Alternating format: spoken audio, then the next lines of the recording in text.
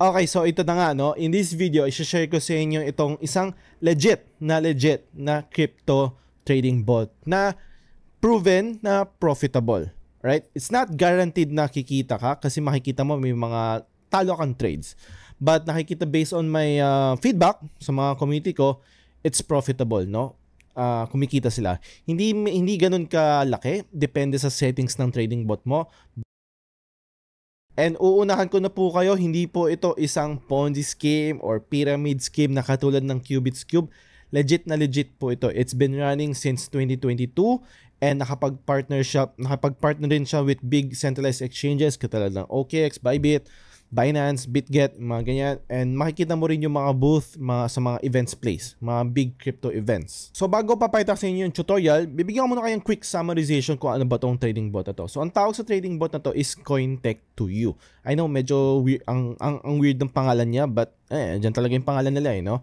So kailangan mo lang gumawa ng account sa Cointech2U and kailangan mo ng account sa isang centralized exchanges. Ang papakita ko or gagawin natin yung example is yung OKX kasi yun yung trusted kong exchanges at ito yung ginagamit ko at this current time, no? So if wala ka pang account sa both sites, both platform, is lilig ko na link sa description sa baba. So paano ba nag-work tong trading bot to? So minamaximize niya yung hedging. So ang tawag ng hedging is parang arbitrage, no? Kumbaga mag-open siya ng long but at the same time mag-open din siya ng short. Now hindi ko pa masyado na-analyze kung paano niya talaga nag-work yung algorithm because it's very complicated, no?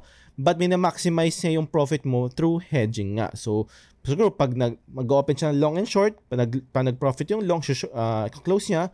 Pag nag-lose yung short, magdi-DCA siya hanggat sa maging profitable siya para maging green yung PNL mo, then close niya. Probably ganun yung nag-work. I'm not sure.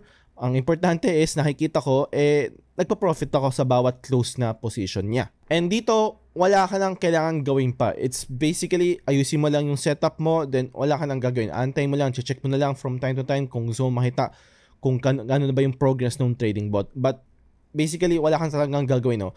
Once na meron ka ng capital, setup mo yung bot mo, then okay na. And di na magiging complicated sa'yo pag setup ng bot kasi meron silang guide kung ano yung pinaka-recommended trading setup nila. One last thing before we start, bago ko papalasin yung tutorial, quick catch lang, no, sa mga maliit yung puhunan, let's say 1,000, 2,000 pesos. Maybe this is not for you kasi meron silang certain requirements na minimum na capital. So at least, no, siguro I would say ang recommendation niya is around $500, pero pwede ka naman talaga mag-work or mag-start na gumamit nito for as low as maybe $50 or $100.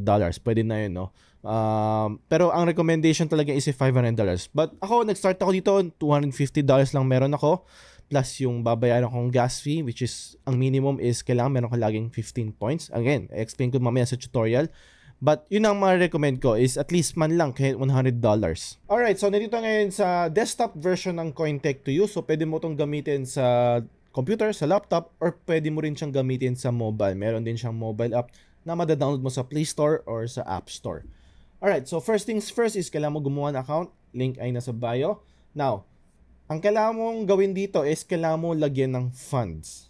Alright, sa user, sa my wallet, kailangan mo lagyan ng funds. So, to start, kailangan mo ng at least 15 points. Ayan, meron silang point card. Ano ba tong point card na to? So, basically, may makukuhang cut si Cointech2U ng 20% sa mga profit mo. That's a little bit big, no? Personally, malaki yun, no? But, again, kukunin niya to sa every time na nagpa-profit ka, hindi sa buy and sell mo. So, for example, nag-profit ka ng $1, so meron siyang 0.2 cents doon. But, sa points card na lang gagamitin or doon nila ibabawas yung profit nila, yung 20%. Hindi mismo doon sa profit mo. Kasi ang nagtitrade ka talaga mismo sa exchanges eh. Hindi naman nila makukuha yung profit na doon sa exchanges mo. So, etong point card, ito yung way nila para makuha nila yung 20% profit mo. And kung wala kang points, hindi mo masastart yung bot nila. And ang minimum points nila is 15 points. That's equivalent to around, basically parang $1 is equals to 1 point eh. Parang ganun lang lumalabas. So, kailangan mo mag-deposit ng fund dito muna sa wallet mo. And mabilis lang naman mag-register dito. Bibigyan ka naman ng... papakita ko sa inyo. bibigyan kang BEP20 and TRC20 na code. So, kung meron kang exchange, again, gagamitin yung example is OKX. So, if wala ka pa account, link sa bio. So, lalagyan mo ng funds yung sa OKX account mo, then i-deposit mo siya dito.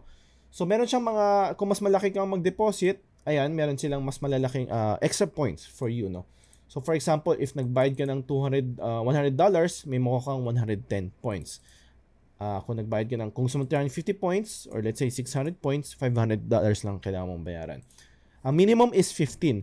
Once you go below 15, hindi na siya mag-open ng bot para sa'yo. Basically, hindi na nag-work ang CoinTech2U. So, dapat meron kang at least 15 or maybe at least 20 man lang, no? Para makapag-start siya mag-open. So, I recommend is, pag bibili ka ng point guard, maybe start with 110 kasi yun din naman pinaka-minimum niya. So, minimum niya basically here is, I think, $100, no? So, once na nakabili ka na ng points guard dito sa CoinTech2U, set aside muna natin yan. Punta tayo sa OKX. Dito sa OKX, syempre, kailangan mo ng fund. So, basically, ang binigay mong $100 sa CoinTech2U, yan lang para sa 20% na, doon nila kakaltasin yung 20% profit nila. Iba pa yan. Hindi yan yung capital mo sa pagtitrade. So, kailangan mo ng another capital for trading. So, ang kailangan mo lang gawin is lagyan mo lang ng funds sa trading wallet mo dito sa OKX. Okay? Sa trading wallet mo. Lagay mo lang yung USDT mo dyan, then okay na. Okay na tayo dyan. Now, balik ulit tayo sa CoinTech2U. Ngayon naman, kailangan natin i-connect yung OKX exchange natin dito sa CoinTech2U. Bakit? Kasi sa OKX siya mismo magti-trade. Okay? Siya mag-open ng position sa OKX trading account mo. Hindi ikaw. So, yun yung purpose ng trading bot. Hindi ka mismo sa trading bot magti-trade, no? Magti-trade ka pa rin sa OKX. So, mas parang may safeguard yun sa inyo. So, kailangan natin i-bind yung API. Meron naman silang API tutorial dito. Just in case hindi mo naintindihan tong video, pwede mo tong basahin. So, ang gawin mo is, click mo yung bind API. Then, create ka ng portfolio. Ayan. So, nakagawa ng portfolio. Sabi natin, OKX2. Ayan. Pinutin yung OKX. Pero tayong fast API. So, lalagin mo na lang yan. So, wala ka nang kailangan isipin pa. So, login ko lang yung akin. Once na nakalogin ka na, click mo lang yung confirm. So, kasi meron na kasi akong existing na nakapaglagay na kasi yung OKX. So, hindi ko na kailangan ulitin pa, no? So, pero kung first time kang gumawa ng portfolio, then click mo lang yan. Now, once na ganyan mo, okay na, no? Na-connect mo na yung API, makakapag-trade na si CoinTech2U sa OKX account mo. Ngayon, punta naman tayo sa futures. So, dito ang current portfolio. Mapapansin mo, meron na akong mga existing open positions. Makikita mo din dito sa, sa OKX mismong account ko. Makikita mo lahat ng mga open position dito ay ito rin yung nandito sa akin. So, ayan. So, mapapansin mo, si CoinTech2U ang nag-open na tong mga position ito. Hindi ikaw, no? So, lahat ng nakikita mo dito ay ito yon. Okay? Tapos meron pa silang mga sinasabi ng mga AI features nila like surge protection. Kumbaga nagkakaroon sila mga upcoming features or big features para mas maging profitable sa inyo basically, no? So, once na-create mo yung portfolio, so punta ka lang, click mo lang yung market and then click mo yung quick setup. Okay? Again, bago natin mag-start yung quick setup, make sure meron ka ng points card, at least man lang 15 minimum. Pag bumagsak, mag-stop yon. And meron ka rin capital sa OKX trading wallet mo. So, ngayon, meron akong 415. So, that's enough. So, dito sa OKX, meron pa tayo isang one last step bago tayo bumalik sa CoinTech2U. So, dito sa OKX Futures Trading, meron kang kailangan i-turn on na mode. So, punta ka lang sa settings sa top right, and then click mo tong position mode. Make sure wala kang naka-open na position na kasi hindi mo to mapapalitan tong position mode kung meron kang open position. So, kailangan mo muna i-close lahat. So, default is nasa one-way mode. So, ang kailangan mong gawin is mag-hedge mode. I-click mo yung hedge mode, then press mo yung OK. And then sa account mode naman, dapat spot and futures. Itong dalawang settings lang kailangan mong gawin. Hedge mode and spot and futures mode. Now, balik ulit tayo sa CoinTech2U. So, ayan. So, ngayon, bibigyan ka ng choices kung paano i-set up yung trading bot mo. So, meron silang official low risk na setup kung saan wala ka nang kailangan ayusin pang settings, no? This is a low risk setup. Pero kung gusto mo higher risk, mas malaki yung kikitain mo, syempre mas malaki din chance na matalo ka rin. Again, hindi po ito guaranteed na kikita ka. And let's make that clear, no? May chance ka pa rin na matalo ka. Pag gusto mo mag-manual risk, nasa sa inyo naman yan. And meron siyang different strategy. Pero ang recommendation niya is yung Bull AI. Papakita ko sa inyo isang Excel sheet kung saan nandun yung guide niya, no? So, click mo lang yung low risk, then click mo yung mga coins na gusto mong i-trade ng trading bot. Ayan. So, Ngayon, papakita ko sa yung guiding sheet niya. So, makikita mo tong guiding sheet niya sa home. Mapakita ko sa inyo. So, bawat platform, meron siyang kanyang-kanyang guide sheet na binibigay ng Cointech to you. So, for OKX, ito ang guide sheet niya. So, kung capital mo is $500, ito yung dapat mong sundan na settings. So, pipili ka dito sa 4 na coins na to. Assuming na meron kang $500. Kung mas mababa ang capital mo, maybe like 250 lang, 200, maybe ang setup mo dapat nasa 2 coins lang or 3 coins, no? Pero ito yung mga recommendation niyang coins. So, once na nakapili ka na dito, i-click mo lang yan dito. Mapapansin mo may mga minimum order size siya. Sabi natin, gusto mo Chili's. Ayan. Click mo lang yung next. And then, ito yung magiging risk level niya. So, nasa medium ka. So, once na pinindot mo ng start, okay na. Mapapansin mo sa OKX trading account mo, nakapag-open na kagad siya ng position. Mapapansin mo, may long and short siya. So, I've been running this bot for about almost 2 days na. And so far, nakapag-profit na ako ng I think ng $4.8. Makikita mo yan sa transaction.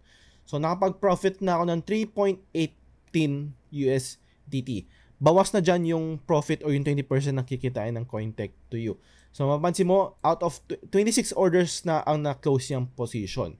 So, mapapansin mo, lahat yan ay profit. To confirm that, makikita mo yan sa position history. Puro profit yan lahat to. Ayan na, makikita mo. Tingi-tingi lang kasi nasa low risk yung setup ko. So, again, kung gusto mong mas malaking kikitain mo, a-adjust mo yung setup mo. Igagawin mong manual. But again, ito yung recommendation niya. Dahil ng capital mo is iba-iba yung settings na nire-recommend niya. So, for almost 2 days, nakapag-earn ako ng around $3.18. It's not much, no? Maliit lang. That's around 200 pesos for 2 days. So, parang basically 100 pesos per day. Hindi ganun kalaki. But you have to think of it na wala ka namang ginawa, no? Nanunood ka lang. Hindi, pwede mo siyang iwan 24/7. Alright? That's para siyang passive. I won't say na passive income siya kasi may chance pa rin talagang bumagsak siya. Depende sa market volatility.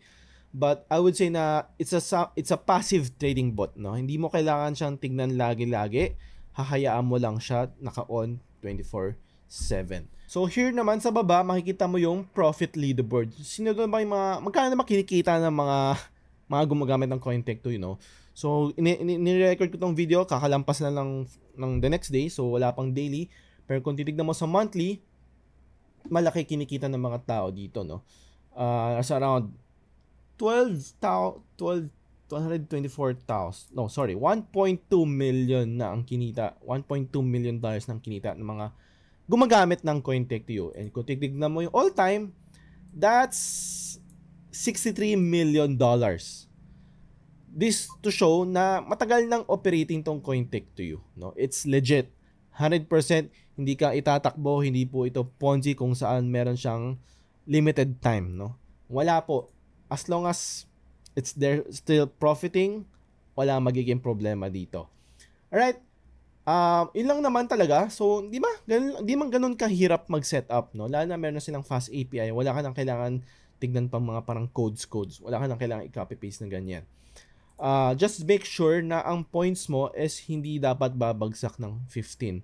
Pag nagtataka ka, ba't di nag-open ng yung Cointech to yun ng mga position sa OKX mo, ibig sabihin nun is below minimum na yung point card mo. So, kailangan nagtatop up ka from time to time. Sasabihin nila, ito yung gas fee nila, but basically, this is their profit, no? 20%. Yun ang kaltas nila. Yung commission nila, basically.